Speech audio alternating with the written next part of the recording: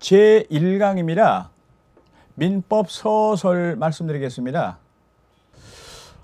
먼저 민법에 대해서 좀 말씀드리겠습니다. 민법은 우리의 사생활 관계를 규율하는 일반사법, 이렇게 정의가 내립니다. 그래서 민법 성격 중에서 첫 번째가 민법은 사법이라는 겁니다. 그러면 우리 아주 전통적인 법의 분류회가 공법 그리고 사법 이렇게 나눠지는데, 공법, 사법의 구별 기준에 대해서는 여러 가지가 있는데, 예를 들어서 공익의 실현을 목적으로 한다 공법, 사익의 실현을 목적으로 한다 사법, 이런 걸 가리켜서 우리가 이익설 그렇게 말을 합니다. 또 두 번째, 국가나 지방자치단체가 주체다, 권리 주체다 공법, 개인들이 주체다, 이건 이제 주체설 이렇게 말을 합니다. 그리고 평등하지 않은, 그러니까 명령 복종의 관계를 규율하는 법은 공법, 개인 간의 평등한 관계를 규율하는 법은 사법, 이렇게 여러 가지가 있습니다. 물론 뭐 생활 관계설도 있습니다만은 크게 중요하지 않습니다. 이런 데 시간 보내지 않겠습니다. 그렇게 볼 때 어떤 기준에 의하더라도 민법은 사법이다 이 말입니다. 다시 말하면 개인의 사생활 관계를 규율하는 법, 이런 뜻이죠. 다음으로 일반법이라는 겁니다. 그래서 민법을 일반사법 그랬는데요.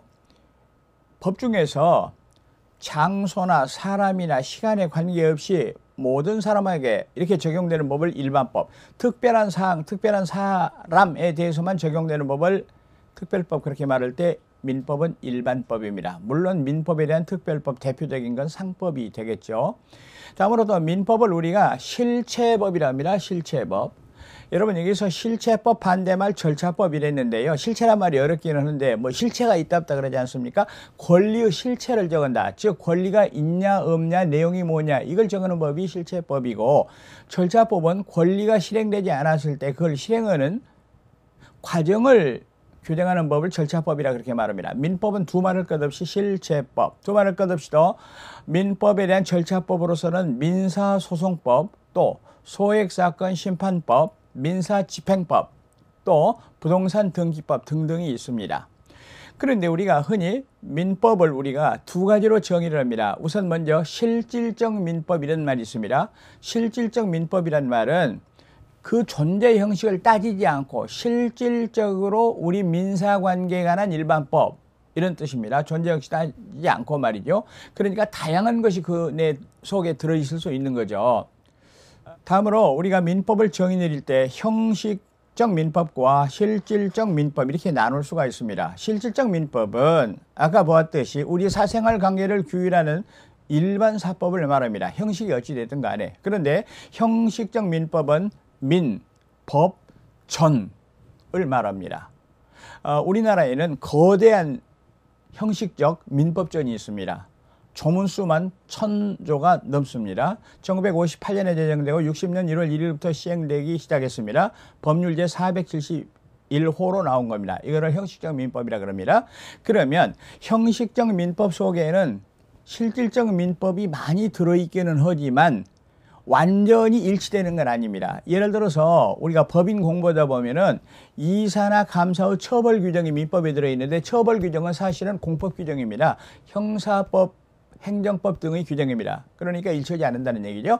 그리고 실질적 민법 중에는 형식적 민법에 안 들어가는 것도 있습니다. 예를 들어서 말하면 관습법이나 민사특별법의 형태로 들어있는 것도 있다라는 얘기입니다.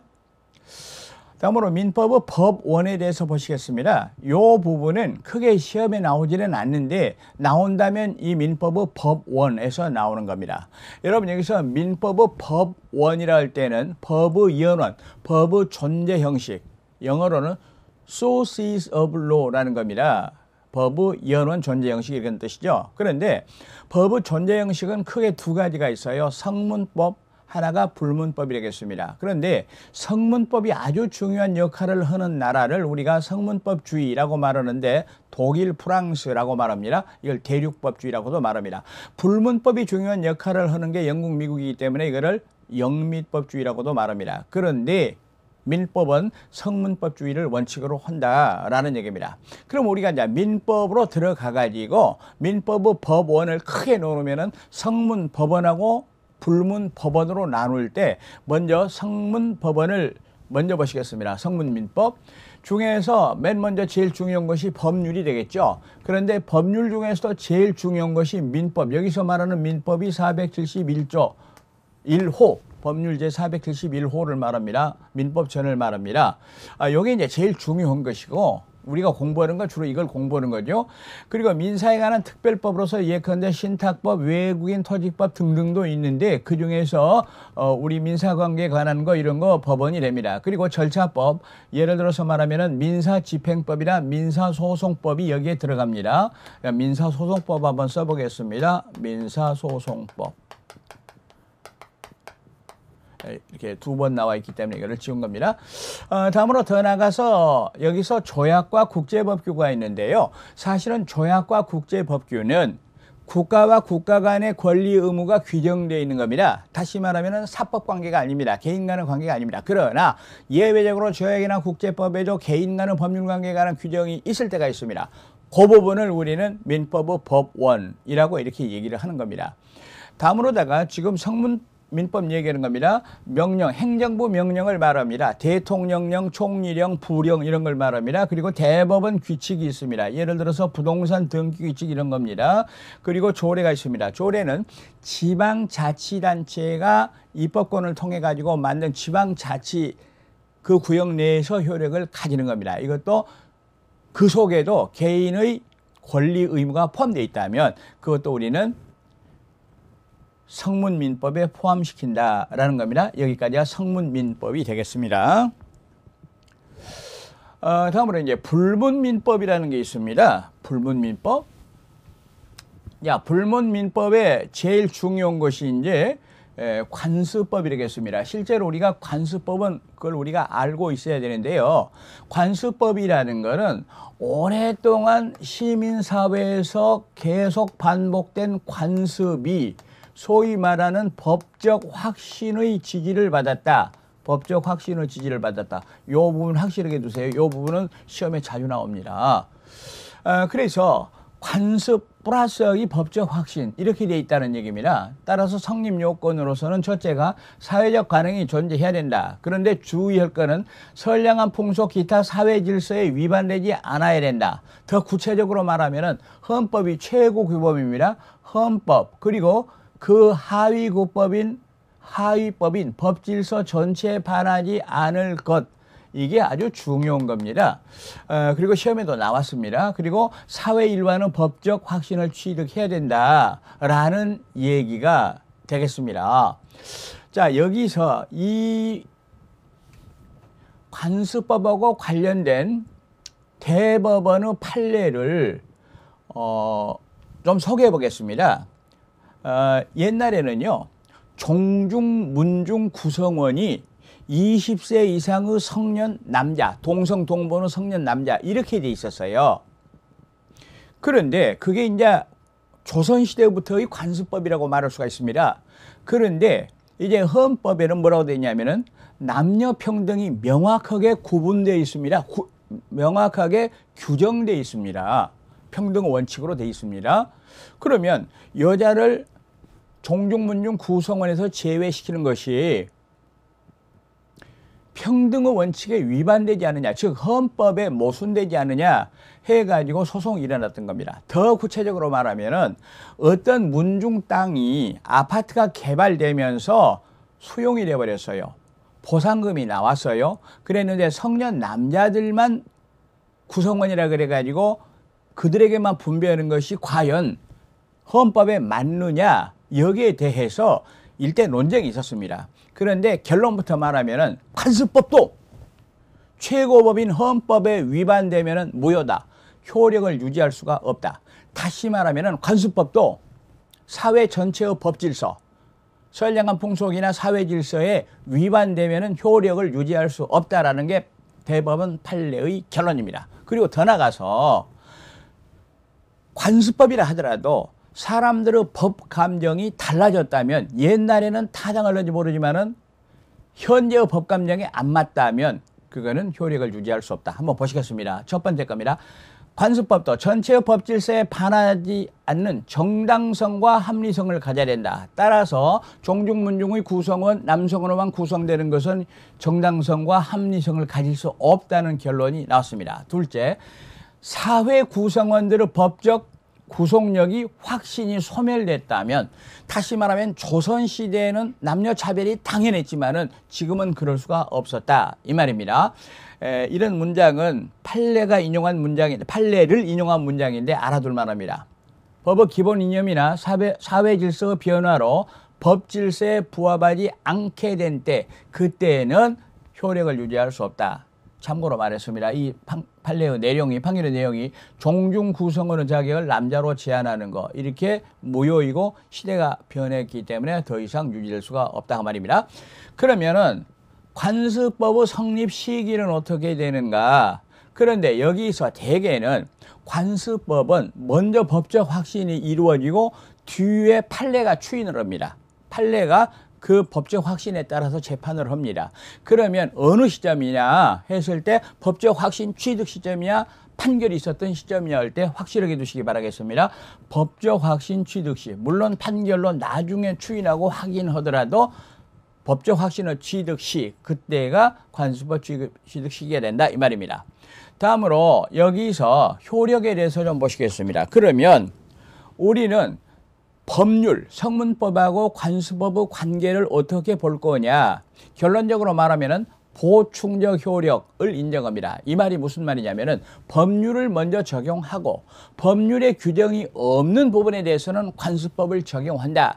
이거를 가리켜서 보충적 효력설이라고 말을 합니다. 그러면 그 반대는 뭘까? 반대는 변경적 효력설. 그러니까 성문법이 있었는데도 불구하고 나중에 새로운 관습법이 성립하면은 성문법을 변경시키는 효력이 있다 그랬는데, 잘 보세요. 보충적 효력설, 이게 이제 판례고 이거는 가입표가 되겠습니다.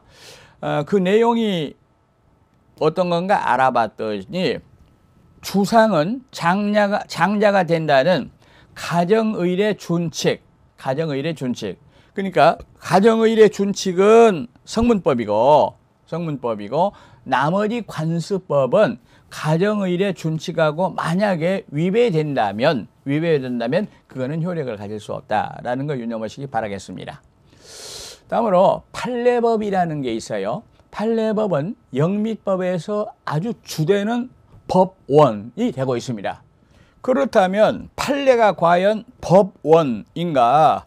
불문법주의 국가, 영국, 미국에서는 대단히 중요한 법원이라고 말씀드렸습니다. 그러나 우리 민법에서는 판례의 법원성이 부인되고 있습니다. 다수설입니다. 그런데 우리가 민법 공부를 하다 보면 판례를 엄청나게 공부를 합니다. 왜 그런가? 대법원의 판례는 최고 법원이기 때문에 하급심이 재판할 때 그거도고 다르게 재판하면은 대법원에 올라가가지고 변호사가 해가지고 올라가가지고 결론이 뒤집어져 버립니다. 쉽게 말하면 그 판사는 실력이 없다.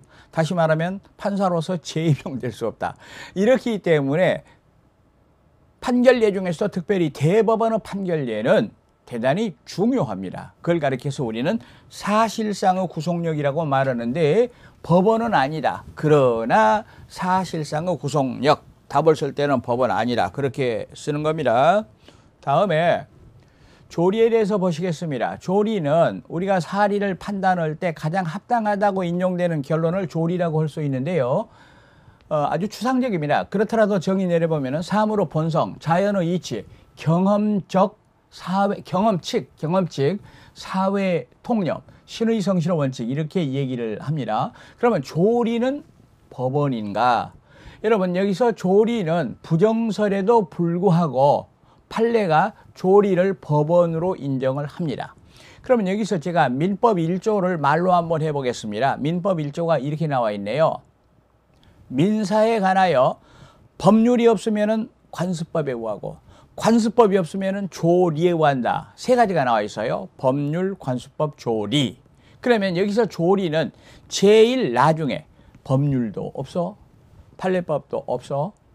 이랬을 때 그러면 재판을 못 하느냐? 할 수 있어. 뭐에 따라서?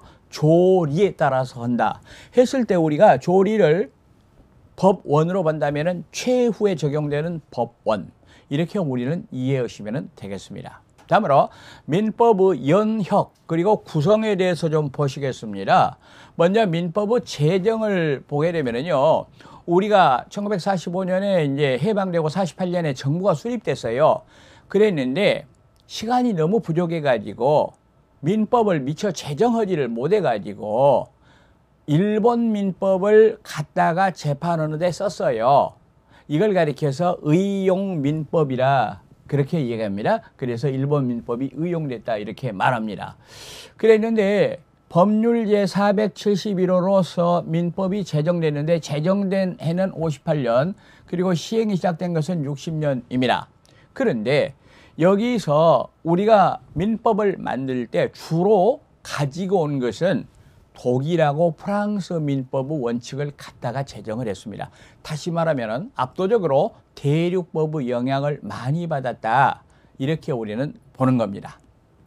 그러면 민법전의 구성도 당연히 대륙법의 영향을 받았는데 독일, 프랑스 중에서도 민법의 구성은 독일식으로 되어 있어요. 이런 거 몰라도 돼요. 이렇게는 시험 안 나옵니다. 그러면 독일식 민법은 어떻게 되어 있는가? 독일식 민법은 5편으로 되어 있어. 5조각으로. 먼저 말해보겠습니다. 총칙, 물권, 채권, 친족, 상속 이렇게 5편으로 되어 있어요. 이걸 제가 간단하게 말씀드려보면은 독일 민법 편별의 가장 큰 특징은 총칙편을 두고 있다라는 얘기입니다. 총칙편이 있어요. 총칙편. 총칙은 민법 전체에 걸쳐서 적용되는 원칙적인 규정, 일반적인 규정, 공통적인 규정을 뽑아가지고 묶어놓은 부분을 총칙이라고 말하는데 언제나 총칙이 맨 앞에 나와요. 그게 이제 독일사고 개념법학의 특징이에요. 어찌됐든 간에 원칙적 일반적 규정을 여기에 두고 있다. 그런데 여기서 전편에 걸쳐서 적용된다 하지만은 원칙적으로는 말만 총칙법이지 친족, 상속 편에는 적용되지 않는 것이 원칙입니다. 어찌됐든 간에 편제상으로는 공통 규정이 되겠습니다.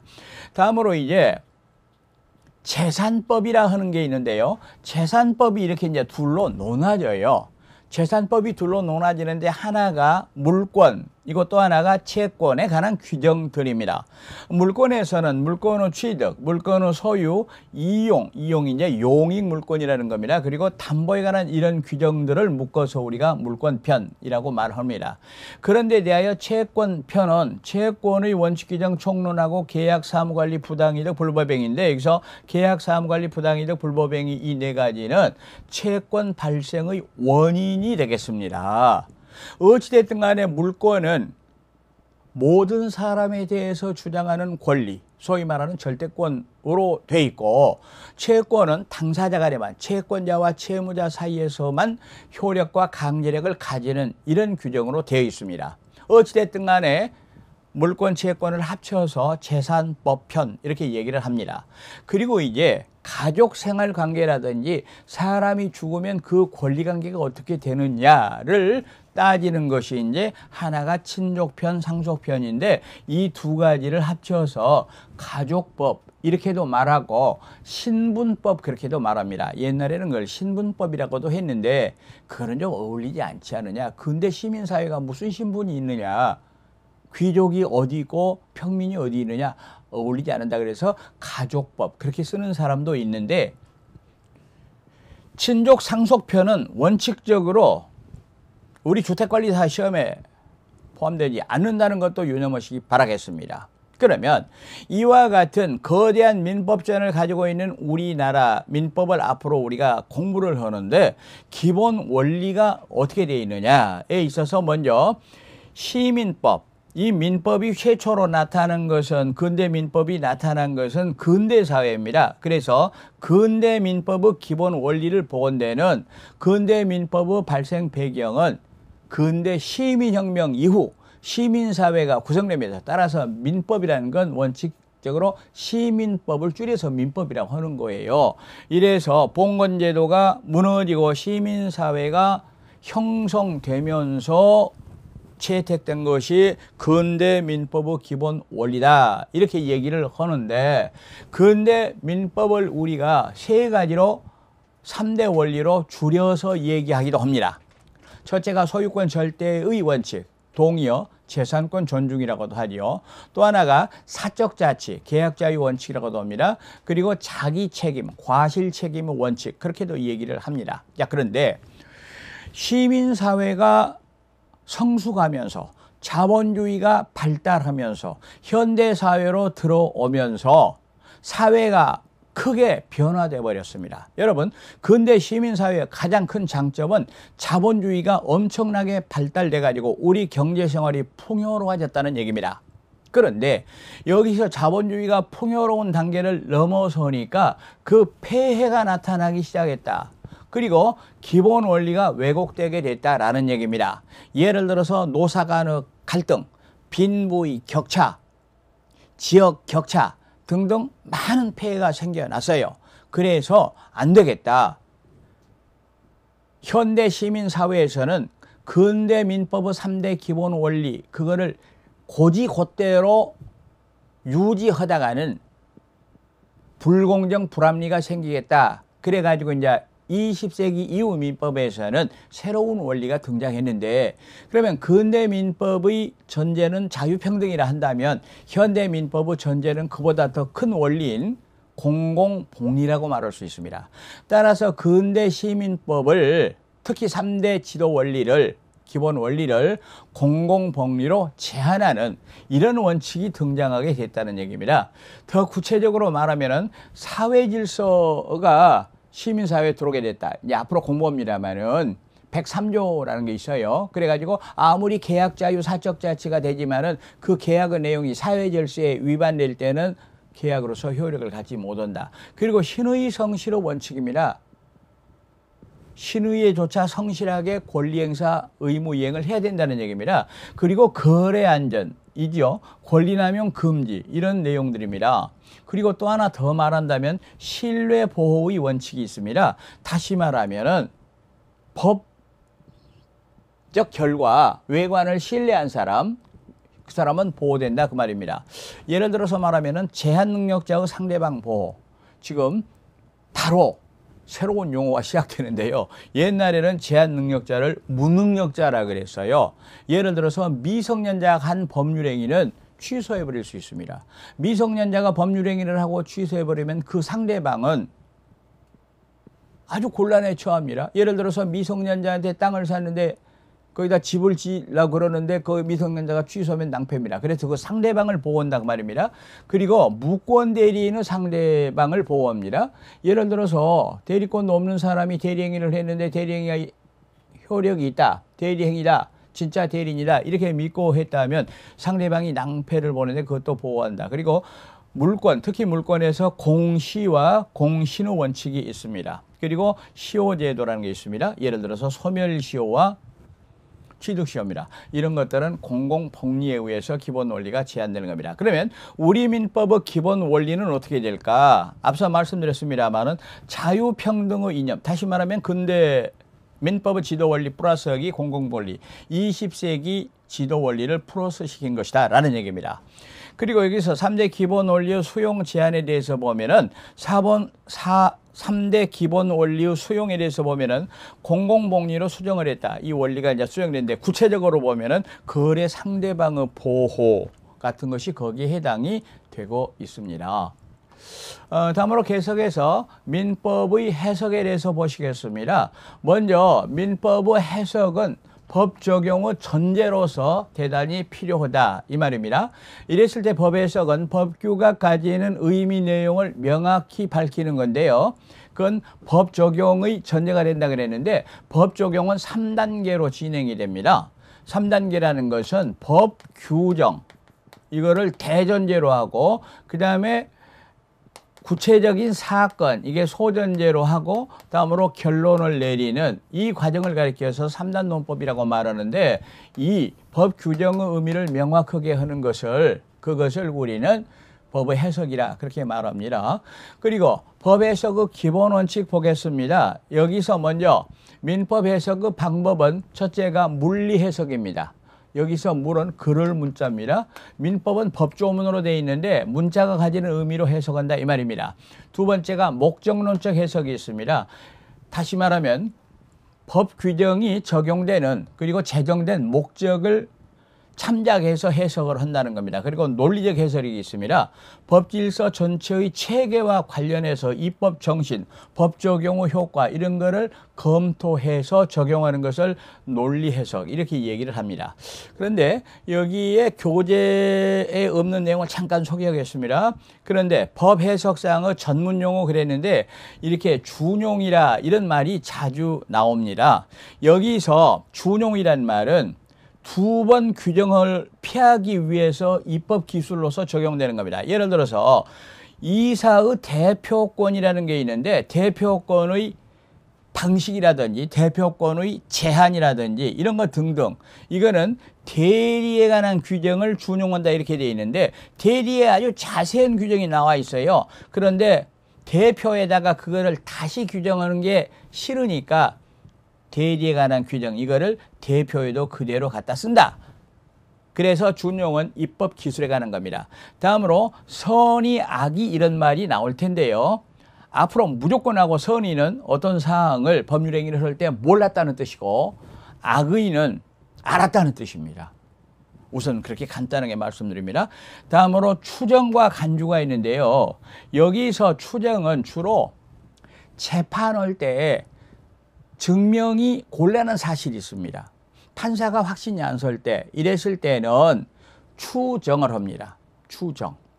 앞으로 우리가 공부하겠지만 사람이 선박사고로 여러 사람이 죽었는데 누가 먼저 죽고 누가 나중에 죽었느냐 굉장히 어렵습니다. 그랬을 때는 같이 죽은 걸로 동시사망으로 추정한다 이랬습니다. 거기에 대해서 간주는 반증을 허용하지 않습니다. 무조건이고 일정한 법률 효과를 갖다가 붙여버린다 이 말입니다. 이거는 반증이 허용되고 이거는 허용되지 않습니다. 그리고 제3자란 말이 나오는데요. 이거는 법률행위나 그 사건 당사자 이외의 모든 자가 포함됩니다. 그리고 대항하지 못한다 이런 말이 있는데요. 여기서 제3자에게 효력, 법률 효과를 주장하지 못한다 이런 뜻입니다. 그런데 이거는 반대로 제3자가 당사자 쪽에서는 예를 들어서 무효, 취소 주장을 할 수 있다라는 것도 유념하시기 바라겠습니다. 다음입니다.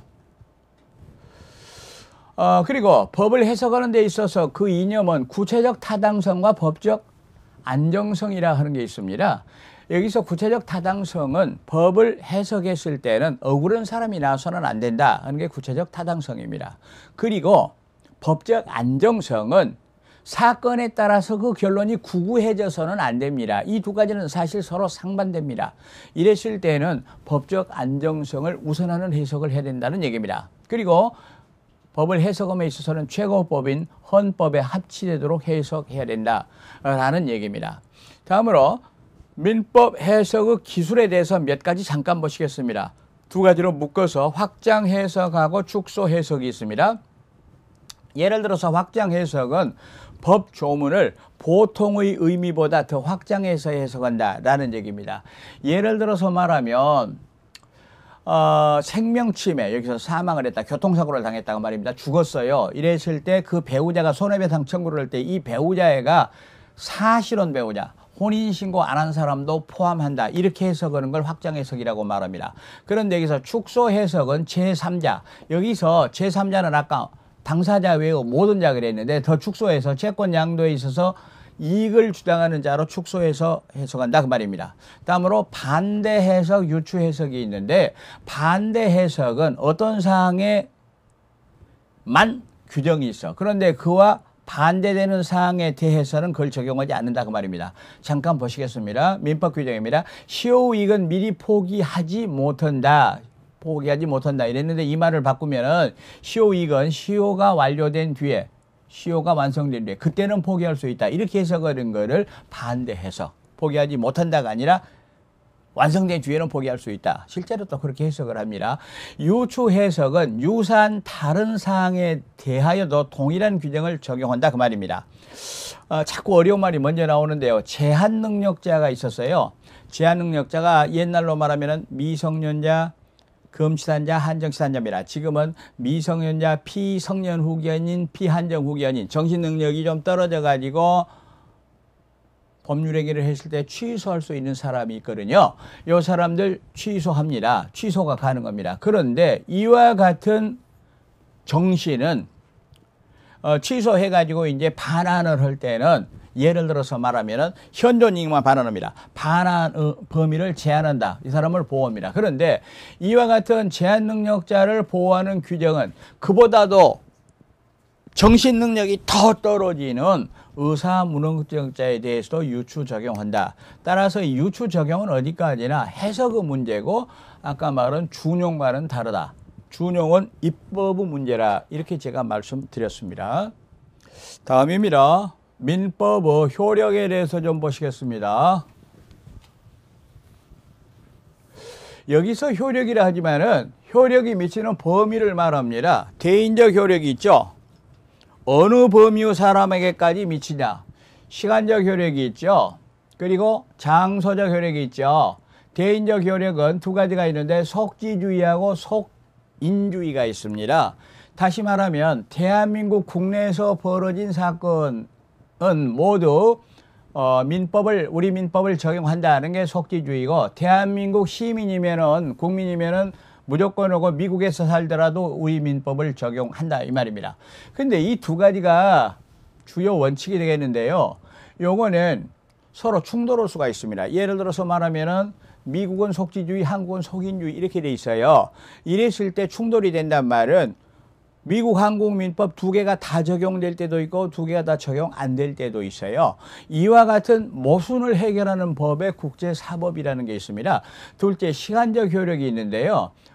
원칙적으로 말하면 법률 불소급이라는 게 있습니다. 사회생활의 안정을 위해서. 다시 말하면 법률은 원칙적으로 그것이 시행되기 이전의 사항에는 적용되지 않는 게 원칙입니다. 그런데 특히 공법 분야나 형법에서는 철저합니다. 예를 들어서 오늘은 죄가 안 되는데 2년 뒤에 법을 제정해가지고 2년 전의 행위에 죄를 묻는다. 이런 건 인정되지 않는다는 게 법률 불소급의 원칙이 있는데 민법은 반대입니다. 원칙적으로 소급여를 인정합니다. 이거는 민법 부칙 2조 본문이 있어요. 원칙적으로 이 법을 시행하기 전에 그 사항에 대해서도 민법 적용한다는 얘기입니다. 물론 그 단서를 봤더니 물론 그 이전에 민법 시행 이전에 이미 효력이 발생해버린 그 부분에 대해서는 소급 적용 안 한다. 그럼 여기서 두 가지네요. 민법은 원칙적으로 소급 적용, 예외가 불소급이다 라는 얘기입니다.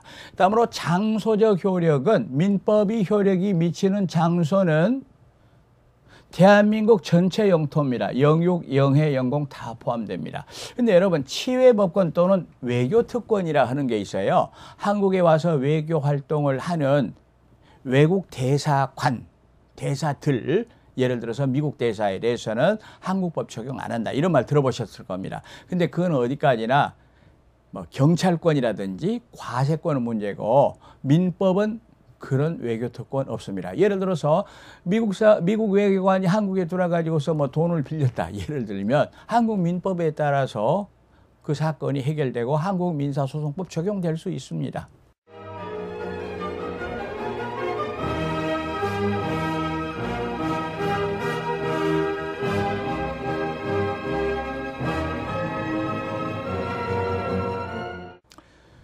이런 2페이지하고 민법 소설은 자주 나오는 부분 아닙니다. 단 하나 민법의 법원에 대해서는 확실하게 정리하셔야 됩니다. 다음 강좌에서는 법률관계와 권리 의무를 말씀드리겠습니다.